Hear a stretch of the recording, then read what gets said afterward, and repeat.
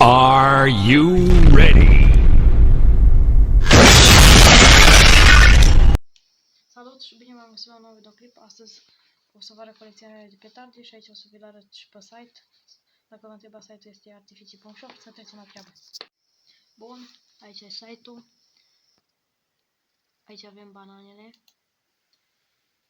Să vedem ce despre ele. Cineva mi-a trimis mesaj. Uitați-le așa. În realitate vi le-am arătat. Categorie F1, adică P1, aici scrie din supra. Emițător de sunet luminos, NEC 6,5 grame scrie aici. Să vedem în realitate are. Aici avem în realitate. În realitate are. Să văd de unde scrie. Tot așa scrie. Nu știu dacă vă pot să vă focalizez. Tot 6,5 grame.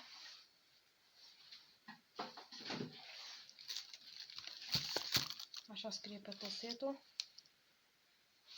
Pe 6,5 grame. Bun. Le punem deoparte. Continuăm. Pe site găsiți și banane la bucată. Aici e 12 lei bucată. Un set e 60 de lei.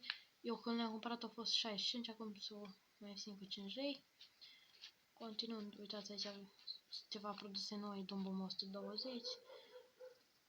S-au băgat noi. Continuând, avem aici Dumbum 30 de astea, cum am și eu. Le vedeți aici. Fain frumos.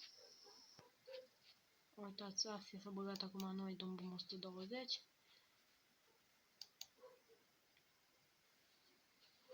Să ne uităm aici la Dumbumurile astea. Dumbum mini. Uitați. Categoria P1. 7 secunde, un foc. Emițător de sunet.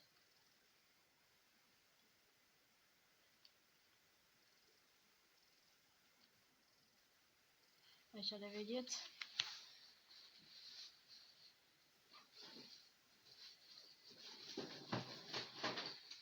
Firma producătoare Classic.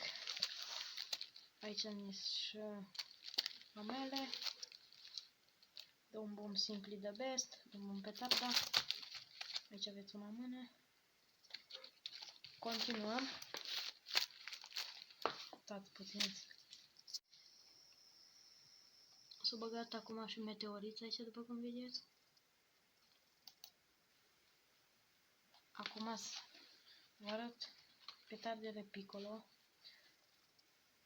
Uitați aici.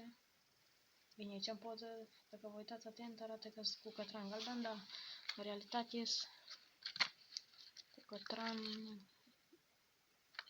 galben și aici arată că sunt cu cătran roz. An de fabricație 2022. Bun, ce să zic? Mi-am luat și aici 10 cutii. Continuând. Aici avem rachete Crazy Bomb. Am și eu una, am dat la un prieten o fumigenă din aia mică bilă, un nod de dragon și niște biluțe Thunder X și un pachet de Piccolo pentru o rachetă. Uitați aici le aveți în imagine. Uitați și aici în realitate. Racheta Crazy Bomb. Aici scrie că au 17 grame pe bucată. Dar și aici pe ea tot 17 grame scrie aici în sus. Bun, continuăm. Băieți, mi-au pus aici o cutie de artificii Brad Bonus. Le mulțumesc foarte mult. Recomand site-ul lor cu încredere. De asta o să le cătăm pe site, că le știe toată lumea. Continuăm, aici avem Big Clay colorat cu mizenele, care și eu mi-am luat, mai am asta de la ele. Mi-am luat și eu una.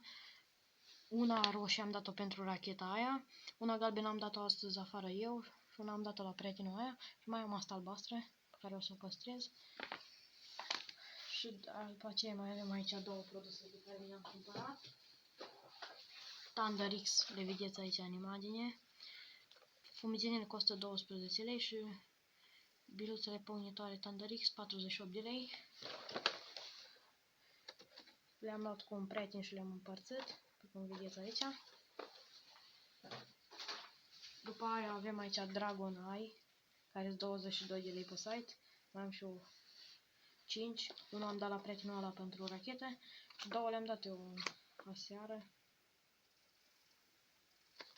Le vedeți aici frumoase. Și am uitat să vă spun, artificiile de brad de 4 lei cutia, petardele picole 3 lei cutia și bananele 60 de lei un set.